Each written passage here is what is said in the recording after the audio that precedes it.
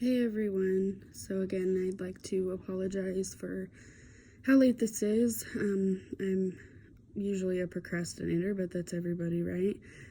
But this week has been especially hard. I've been in and out of the hospital with family, different family members, believe it or not. Just when it rains, it really, really rains. So I'm doing my speech on history of human cadavers. As some of you may remember in my first speech, medicine is where my heart's at. So this speech it's important to me too, and I find it very interesting. So let's get started. So with looking up some of the information, and I want to apologize in advance, I have a hard time saying Greek names, so I will try to say them and then I will spell them for you, just because I just can't. So I looked up just the history, and the first thing that came up was a website called Brought to Life, and it said that the first people to be dissected as a human cadaver was in the year 200 BCE, so that was a really long time ago. And I found this really interesting. I didn't know it. People of the Roman Empire were forbidden to use human cadavers, so they used bodies of apes to learn and explore the body. And I thought that was pretty cool. So as some of you probably know, medicine uses human bodies to learn and to perfect techniques and many other things. But back then there was no such thing as formaldehyde or formalin or embalming anything. They probably didn't have huge freezers like we have now.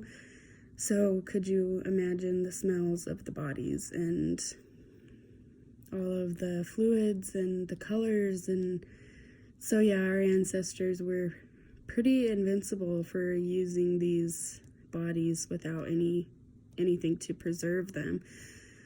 So with that being said, and from the website again, Brought to Life, it said that the people preferred to use bodies that were only 3 to 4 days old or 3 to 4 days after time of death, just so that the smells weren't as bad as they could be, I guess you could say.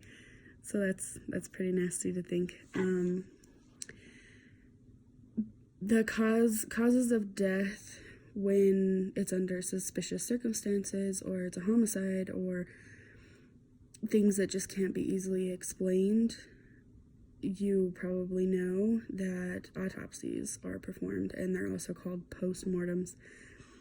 These didn't start happening until the 1800s, and they used them to determine cause of death.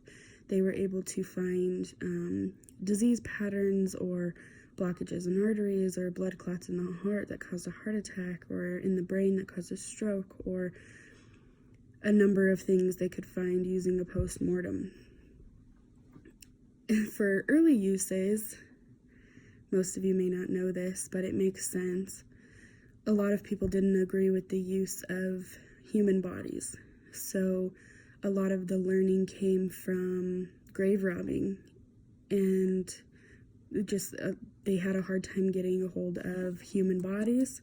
So they would just go and grave rob and steal the bodies and do postmortems and autopsies and everything to learn illegally, 100% illegally. So these are the Greek names, and I'm sorry if I butcher them. I'm not even going to try to say them. It is spelled Herophilus and Chalcedon.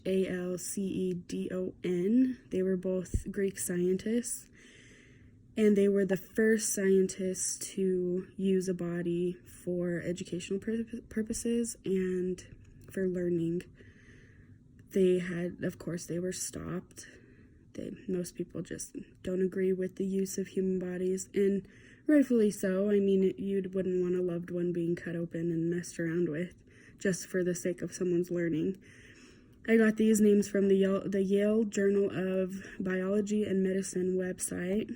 I also learned that a lot of people, including these two Greek scientists, they used criminals after they had died. They used their bodies for postmortems and everything like that. I guess that makes sense, and that's better than grave robbing in my opinion. But I don't know. That's just my opinion. I found this to be pretty interesting as well. In 162 AD, Asian scientist Galen, Galen, he did public demonstrations on the anatomy and physiology of anatomy using monkeys, goats, pigs, and sheeps. And this was according to the Anatomical Gift Association of Illinois' website. Sorry, my dog is he's playing guard dog. By doing this research, I found that Greece was the home for huge medical advances, and that's where most of our information came from, which is pretty cool if you think about it. Then I looked at a website called Top Tens. Oh wait, sorry, back up just a smidge. I got the information about Greece on the online library website. So back to the top 10s, and I don't know if it's a super credible website. I just found what they said to be interesting, and I had heard and seen that information posted other places as well. So maybe it is more credible than I think. I don't know. But from 200 BCE to now, bodies, human cadavers, were used as crash test dummies in Germany for a while in 1970 to 1990, and most of them were children, and I don't like that. That doesn't sit well with me. Bodies were used for movie props. They were also used for displaying for enemies, as you may have heard or seen in movies, or even gang. Someone dies and then their body gets displayed as like I don't know how to say it, as a message to other people. Skin grafting for burn victims. Human cadavers are also used for that, and I think that is just absolutely cool. Surgical practice for training, which was illegal in the UK until 2006.